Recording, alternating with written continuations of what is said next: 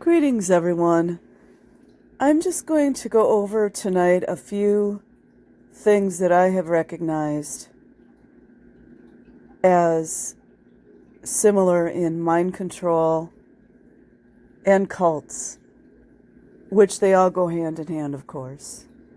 And I use this Combating Mind Control book cover as my picture today because I feel it's a very good, valuable book to help anyone get out of the mind control.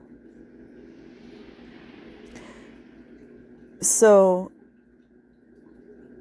and I'm not going to go too deep today, but what I'm seeing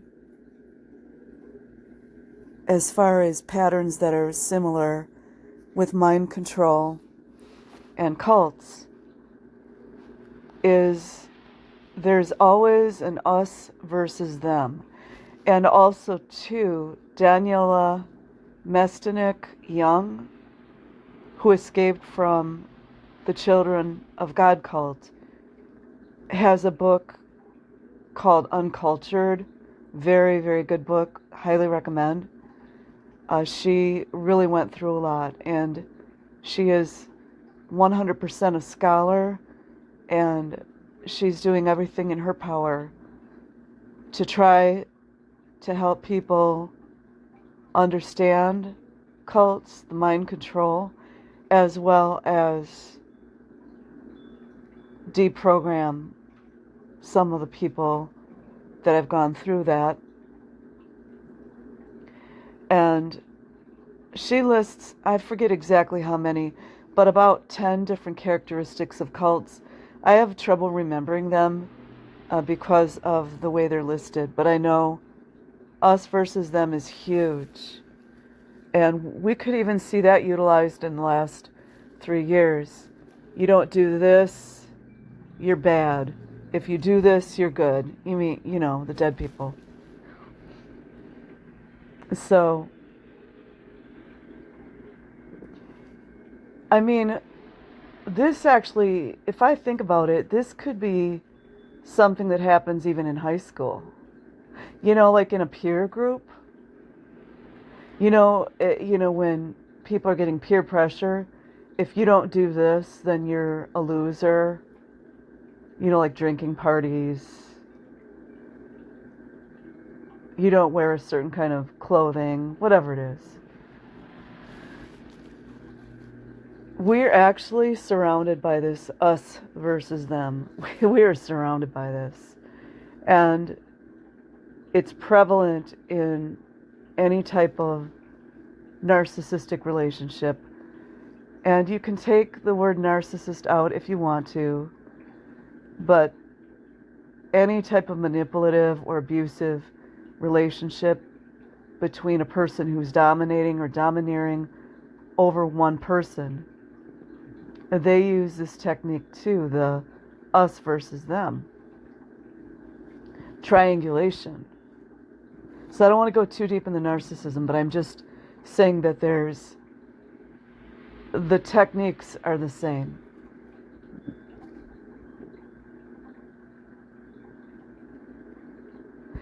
You've got the outsiders, you've got the insiders. You've got the suppressive persons, the suppressive acts, versus us. The Christian versus the sinner, whatever it is. It's the divide and conquer. So another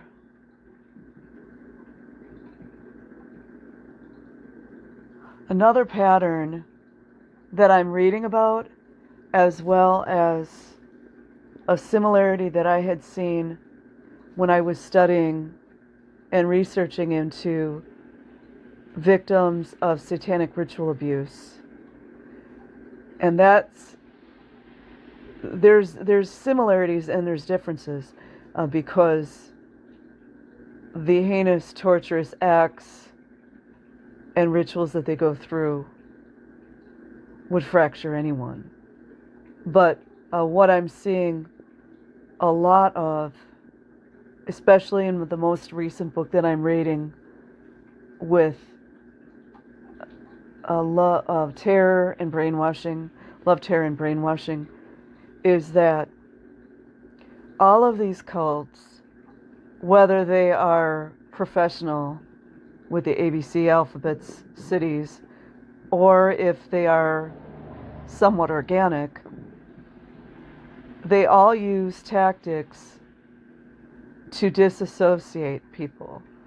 And the last few pages that I had read of that book, the one I just told you about with the brainwashing one, they were going into how the cult leaders and the people, whether you have one, because you usually have one authoritarian leader, and then you've got a bunch of cronies that basically, parrot exactly what they say, and they, flying monkeys.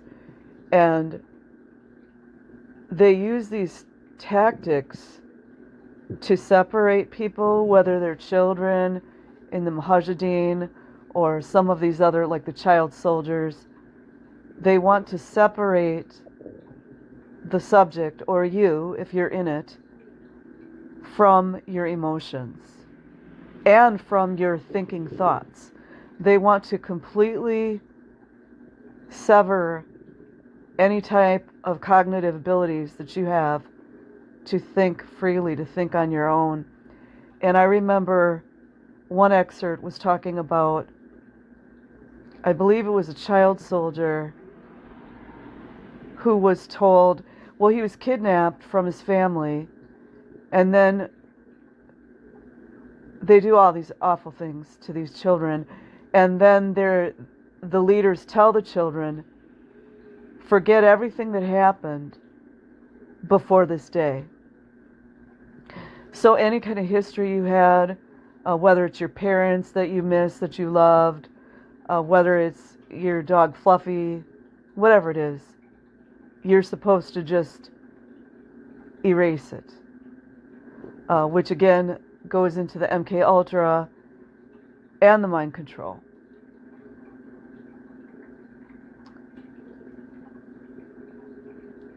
So hopefully I tied that together nicely. I'm trying not to go all off on a wild tangent here. Another tactic that is used by cult leaders, authoritarian cult leaders, whether they're in the government, whether they're the presidents, the leaders, whomever's in quotations in charge, they all use the same tactics.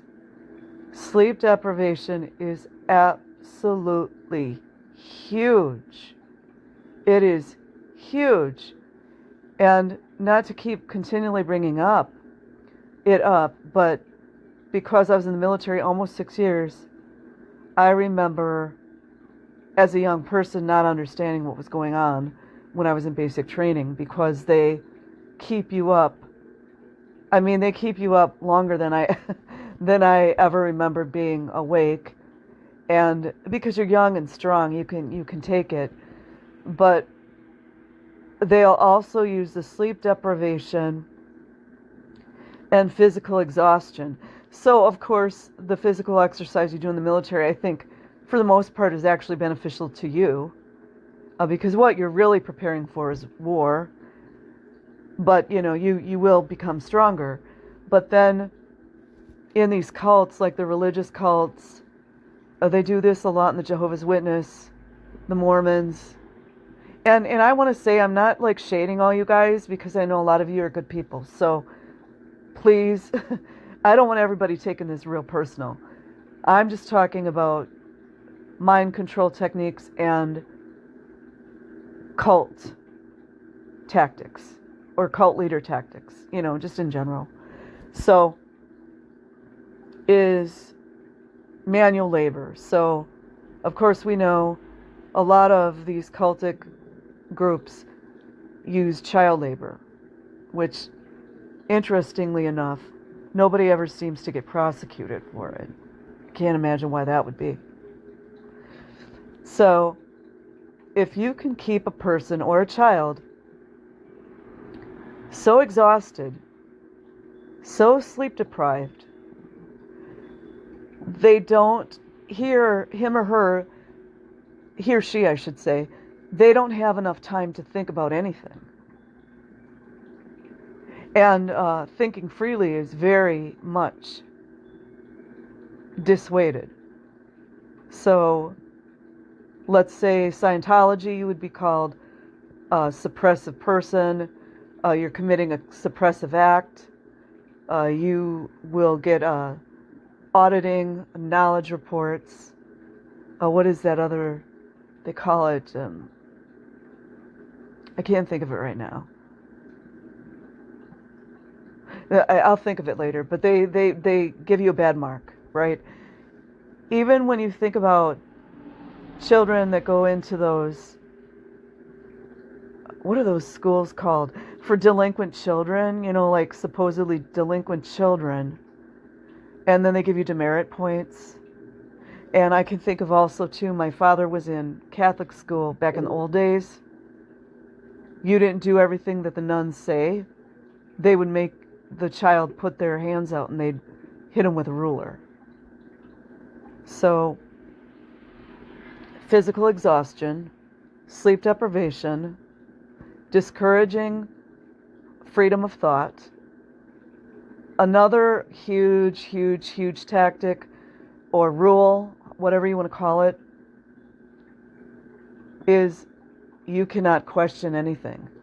And there's actually quite a few really interesting YouTube videos of people who basically escaped Jehovah's Witness church and the kind of grueling kinds of punishments that they would go through if they question anything in the Bible or anything that the doctrine, and doctrine is called that for a reason. It goes for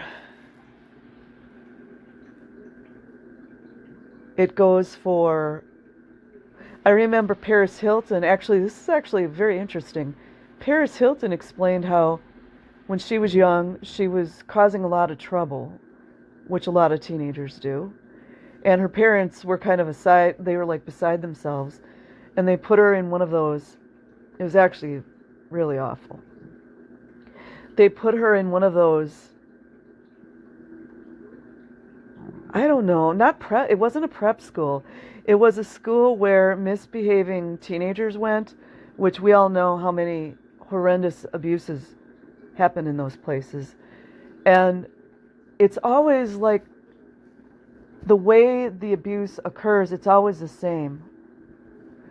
And then later on, whomever the powers that be were, try to make her retract her story or whatever, but we all know what happened. So I thought she was brave to come out and talk about that. But yeah, anyways, I think I listed 4 tactics, because I don't want this particular video to be really, really long. But, look, it's like this. I studied narcissistic abuse, narcissism, I don't know, I'm on my 8th year, like intensely. And also, I went to school for social work. I didn't fall off the bus yesterday. But I was also very interested in human behavior. I'm not a psychiatrist, nor do I want to be. But I'm not even near that kind of education. But I like to kind of dabble in human behavior and learn how people, why they are, how they are, etc. And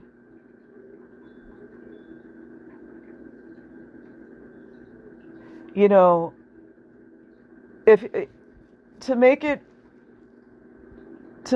easier to understand for anyone, if you are around a person that is trying to dominate you, control everything you do, I'm going to add another one. The snitching culture, which we saw in World War II Germany. We've seen it try to be implemented these last 3 years, which was laughable. But if you have a person or a team of people that are trying to hinder your freedom of thought, hinder your desires.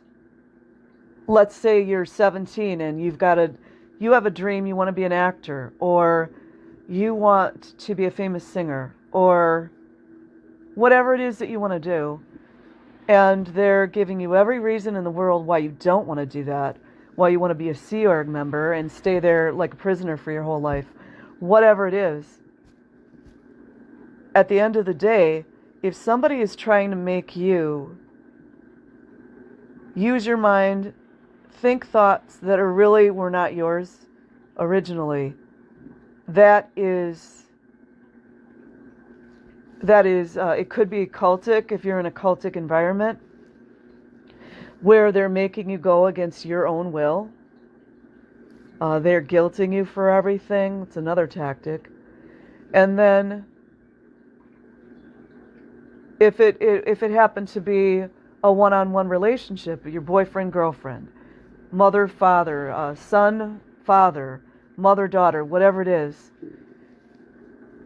if someone is not encouraging you to be who you really are inside of your heart, to live the way you want to live inside of your heart, they're trying to control you, they're trying to tell you what you know, what you think, who you are,